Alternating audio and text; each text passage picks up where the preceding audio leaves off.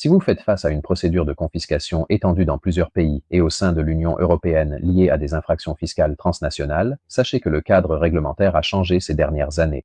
En effet, la directive de l'Union européenne 1260 de 2024 a harmonisé dans toute l'Union les règles concernant la recherche de biens, le gel, la confiscation et la gestion, depuis la phase d'enquête jusqu'à la décision définitive.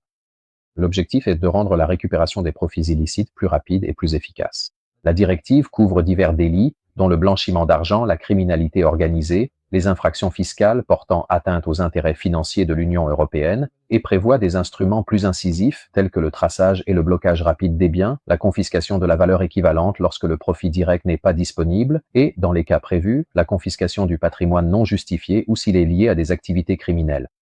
Dans des situations particulières, comme la fuite ou la maladie de la personne mise en cause, la confiscation peut également être engagée sans condamnation, à condition qu'une procédure pénale ait été ouverte. Sur le plan opérationnel, les États doivent instituer des bureaux nationaux pour le recouvrement des biens et renforcer l'échange d'informations. Les ordres de gel et de confiscation émis dans un État membre doivent être reconnus et exécutés rapidement dans les autres, avec la possibilité de vendre à l'avance des biens risquant de perdre de la valeur pendant que la procédure est en cours.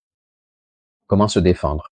Il faut prouver l'origine illicite des biens, contester les liens entre la richesse et les infractions supposées, et vérifier la proportionnalité des mesures ainsi que le respect des garanties procédurales, y compris les motivations, les délais et les notifications.